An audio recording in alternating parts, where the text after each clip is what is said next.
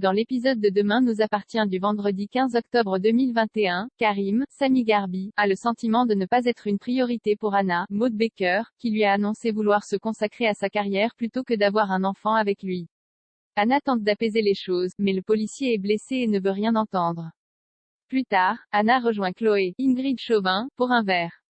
La revenante s'avoue très heureuse dans son nouveau travail, mais fait part à sa sœur de sa récente dispute avec Karim. Chloé comprend la position de Karim et suggère à sa cadette d'expliquer à Karim qu'elle n'est pas contre faire un bébé plus tard.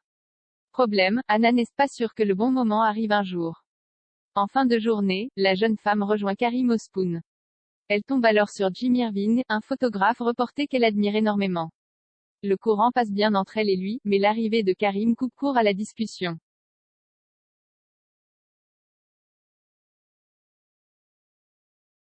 Après l'humiliation de la veille, Charlie, Clémence Lassalas, et la risée du lycée. Sophia, Emma Smet, profite de son moment de gloire pour se moquer ouvertement d'elle, ce qui met Charlie très en colère.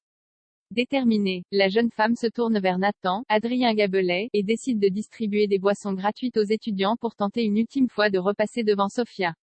Contre toute attente, la stratégie de Charlie fait ses preuves. Avec une voix d'avance, la jeune femme remporte le scrutin et devient la nouvelle présidente du BDE. Sophia tombe de haut, mais Angie, Louise Marion, est là pour lui remonter le moral. Elle lui fait remarquer que la présidence du BDE est un poste très sérieux, et que Charlie ne devrait pas tarder à regretter d'avoir remporté la course.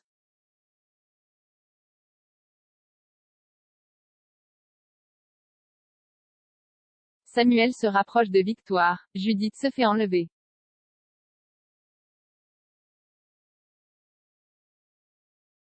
De son côté, Samuel, Axel Kinner, est aux petits soins pour Victoire, qui vit chez lui depuis sa rupture avec Georges, Maël El Ajaoui. Le médecin sert du jus d'orange à sa petite protégée et la prend dans ses bras lorsqu'elle se met à pleurer, ce qui n'échappe pas à Alma, Camille de Padzis.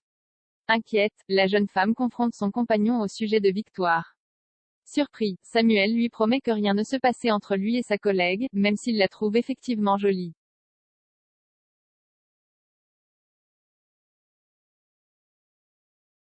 De plus en plus inquiète pour Roxane, Raphaël Volkov, Sarah, Camille Genot, perd pied et s'effondre en écoutant le dernier message vocal de sa petite amie. Déterminée à avancer dans l'enquête, Sarah retrouve Victoire, Solène Hébert, au Spoon.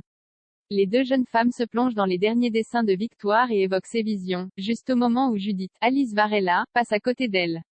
Agacée par les soupçons qui pèsent sur Noah, Tristan Jérôme, l'adolescente s'emporte mais tombe des nues en reconnaissant le motif présent sur le sac de Noah dans les dessins de Victoire. À son arrivée au mât, Judith confronte Noah. Elle lui fait remarquer que contrairement à ce qu'il a avancé à la police, ils n'étaient pas ensemble le soir de la disparition de Roxane. Elle lui parle également du motif sur son sac à dos. Se sentant accusé, Noah s'emporte. Il déclare que le motif est le logo des adhérents à son club de joute et répète à Judith qu'il n'a enlevé personne.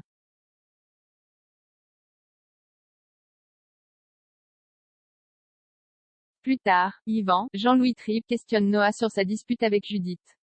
En apprenant que cette dernière l'a accusé d'être liée à l'enlèvement de Roxane, le grand-père de Noah s'insurge. Il déclare qu'ils ne pourront jamais faire confiance à la famille de Jeanne Bélanger, Catherine Allégret, et lance que Judith ne mérite pas son petit-fils. Plus tard, Judith confie ses doutes sur Noah à Nor, Saël de Figueredo. La jeune femme lui conseille de parler à la police pour, peut-être, sauver Roxane, mais Judith a peur de perdre Noah. Elle déclare qu'elle va en parler à son père, avec qui elle doit dîner le soir même. En chemin, néanmoins, Judith est au téléphone avec Chloé lorsqu'elle se fait enlever par un homme encagoulé. En entendant sa fille hurler, Chloé panique.